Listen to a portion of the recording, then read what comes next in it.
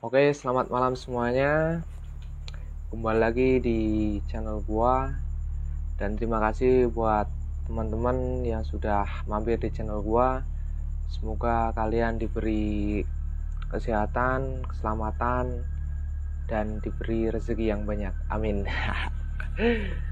Kali ini gua mau berbagi cerita ya tentang pengalaman teman gua yang hampir gila gara-gara ilmu pelet dan terlalu banyak membawa pegangan, atau orang Jawa bilang itu azimat ya.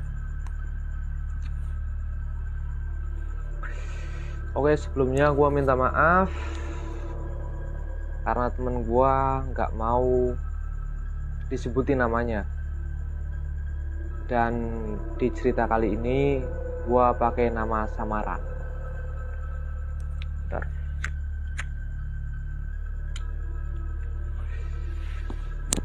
Oke, langsung aja. Awal cerita, gue punya teman baik, sangat baik sama gue. Setiap gue butuh bantuan pasti dia datang. Setiap gue nongkrong, gue main, pasti dia ikut. Singkat cerita, pas malam sekitar jam 8 sore dia main ke rumah gua. Terus dia cerita sama gua, curhat sama gua, katanya dia suka sama cewek dan dia nunjukin foto ceweknya ke gua. Ya cantik lah ceweknya. Terus gua bilang sama dia, emang lu mampu dapetin ini cewek, sedangkan lu mukanya aja standar gitu ya, layaknya teman. Gua bilang ngeledek, tapi anggapan dia serius.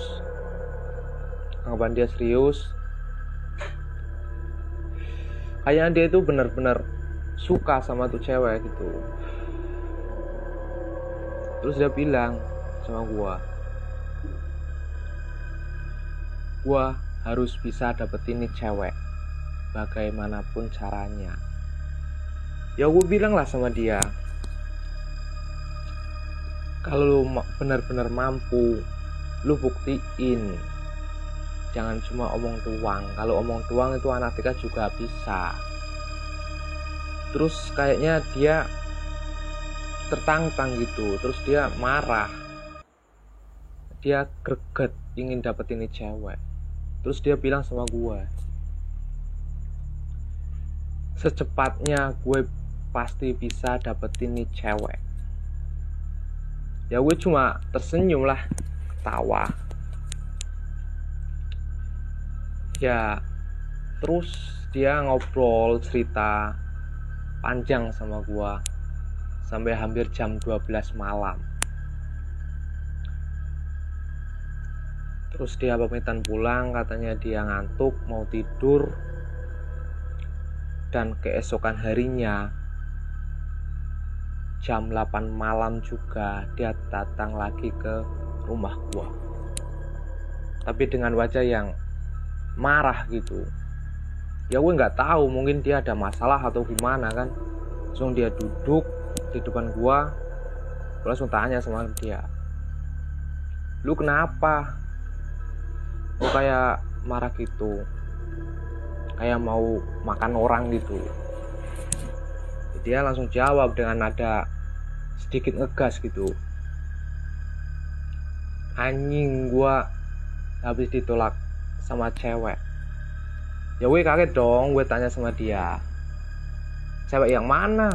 Emang lu punya cewek? Ya enggak, gue habis nembak cewek yang gue ceritain kemarin malam sama lu. Ya gue langsungan ngomong sama dia, ya gue kan udah bilang sama lu nggak mungkin lah bisa dapetin ini cewek, karena lu ya intro lah, ngaca. Lu itu mukanya itu standar anjing. Ya lah yang teman gue ngeledek dia gitu. Tapi kayaknya dia serius sakit hati mungkin ya, karena habis ditolak cewek. Terus dia ngomong sama gue marah, gue nggak terima gue ditolak sama dia. Ya gue jawab simpel dong, lu kenapa marah? Kalau udah ditolak ya udah tolak, nggak usah marah gitu no. Dia jawab sama gue, ngomong sama gue nggak terima gue ditolak seperti ini. Gimana pun caranya dia harus sama gue gitu. Ya gue cuma bilang lah, terus lu mau ngapain? Terus dia tanya sama gue kaget kan, dia tanya sama gue, lu punya kenalan orang pintar nggak? Ya gue spontan jawab lah, ya gue nggak punya kenalan orang pintar, gue nggak pernah main-main seperti itu. Emangnya lu mau apa? Tanya-tanya orang pintar segala gitu. Terus dia bilang kalau cara seperti ini nggak bisa, gue mau ambil cara pintas, jalan pintas. Ya mau lu ngapain? Gue mau pelet dia. Ya gue kaget dong. Terus gue jawab, buat apa lu pelet dia? Ya yang penting gue bisa dapetin dia gitu, gimana pun caranya. Ya udahlah, gue langsung jawab, ya udah sana cari. Terus dia bilang sama gue, lu punya temen nggak yang tahu kenalan orang pintar gitu? Gue spontan jawab sama dia, kalau lu mau cari orang pintar, coba tanya ke si Bernard. Nah si Bernard ini adalah teman dekat gue juga. Dia suka lah ngoleksi barang-barang yang di luar akal gitu, seperti ya kata orang Jawanya itu jimat ya. Dia suka ngoleksi seperti itu. Jadi gue bilang sama si John, sama si dia, coba lu tanya ke si Bernard, siapa tahu dia punya kenalan orang pintar gitu. Terus gua ngobrol lama sama dia sampai larut malam juga. Terus dia pamitan pulang, terus gua tidur. Esoknya malam gue nongkrong sama teman-teman seperti biasa, malam nongkrong. Dan gue nggak lihat si John ini, nggak tahu kemana gitu. Terus malam esoknya lagi dia nggak kelihatan, malamnya selanjutnya lagi dia juga nggak kelihatan. Yang saya ingat itu selama 7 hari dia nggak kelihatan nongkrong bareng teman-teman. Terus gue pas itu tanya sama si Bernard, gue tanya sama Bernard, lu lihat John nggak? Udah hampir 1 minggu nih nggak kelihatan gitu. Terus si Bernard ini ngomong sama gue, ya terakhir gue lihat pas dia main ke rumah gue. Lah main kenapa? Dia tanya sama gue, dia tanya apakah gue punya kenalan orang pintar atau enggak. Ya gue langsungan bilang lah sama dia, kalau lo mau lo datang aja ke sini, ke mbah ini gitu, yang letaknya nggak jauh lah dari desa gue. Habis itu dia ngobrol agak lama, terus si John ini pulang dari rumah si Bernard gitu. Terus gue ngobrol lah sama Bernard lama, tongkrongan. Gue pulang kan. Esoknya harinya, singkat cerita, esok harinya gue mau ambil baju ke rumah nenek gue. Waktu itu gue berangkat jam setengah 6 malam, setengah 6 sore menjelang maghrib. Kalau orang Jawa bilang itu sandingkala ya, sandingkala. Gue berangkat sendirian karena letak desa nenek gue itu lumayan jauh, ya nggak jauh-jauh amat lah, cuma beberapa menit, cuma melewati satu desa gitu. Terus gue jalan sendiri, gue ngelewatin jembatan, dan gue lihat di jembatan itu ada satu orang yang sedang duduk di pojokan. Terus gue dekatin, dan kagetnya yang duduk di pojokan jembatan itu adalah si John. Gue kaget dong, gue langsung berhenti. Terus gue tanya sama si John, "Woi, ngapain lu di situ? Sedang nunggu siapa? Kok sore-sore segini mau menjelang maghrib kok duduk di situ?" gitu. Tapi dia nggak ngerespon gue, seolah-olah gue itu nggak ada di situ. Dan yang gue lihat, raga dia itu ada, tubuh dia itu di situ, tapi pikirannya itu kosong gitu. Pas gue tanya dia nggak jawab. Terus gue turun lah dari sepeda motor.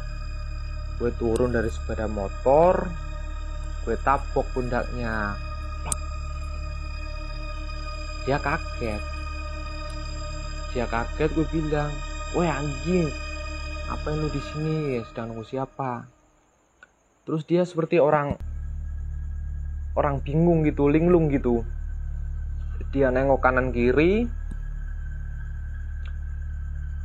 terus dia lihat gua, malah dia yang tanya sama gua, "Loh, ngapain lu di sini?" Lah gua langsung jawab lah, gue yang seharusnya bilang, "Kenapa lu di sini?" Terus dia seperti orang bingung gitu, malahan dia jawab ke gua, "Gua nggak tahu." Loh, kenapa juga gue di sini? Ngapain gue di sini? Ya gue kaget lah. Orang dia yang duduk di situ, malah dia juga yang bingung gitu. Terus gue tahu ini pasti ada yang nggak beres. Terus gue bangunin dia, gue antar dia pulang. Sesampainya dia di rumah, gue pulang ke rumah gue, dan gak jadi gue ke rumah nenek gue untuk ambil baju.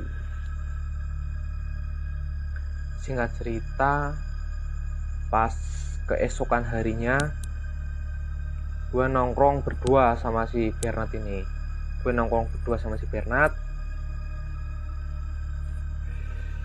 Sekitar jam 11 malam.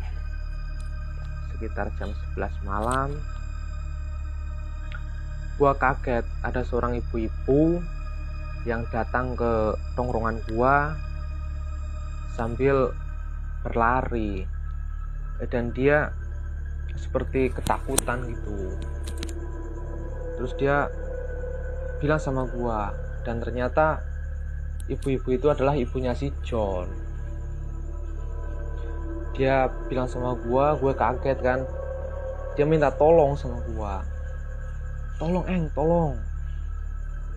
Gue langsung jawab, "Kenapa bu kok lari-lari gitu kayak orang ketakutan gitu?" Dia bilang sama gue, "Tolong, si John ngamuk-ngamuk. Si John kayak orang kesurupan." Ya gue kaget dong sama si Bernard berdua.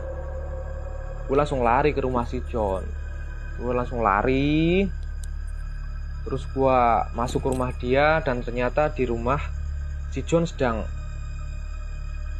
mukul-mukulin dinding gitu sambil teriak-teriak gitu kayak orang kesurupan. Dan di situ dijagain ayahnya.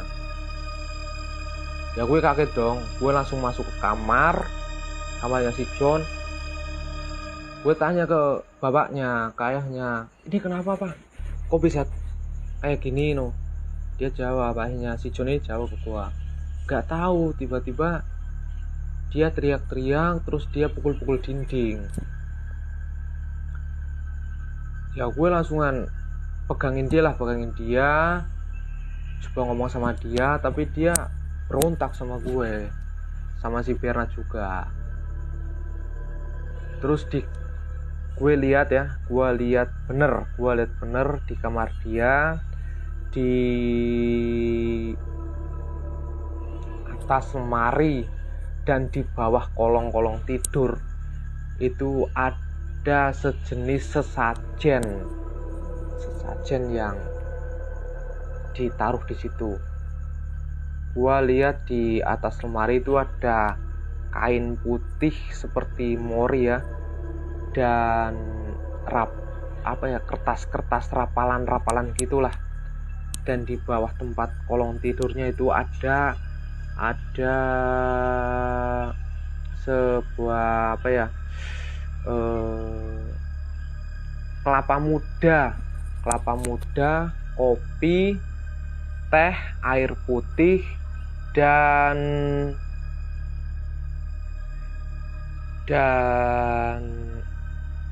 dupa.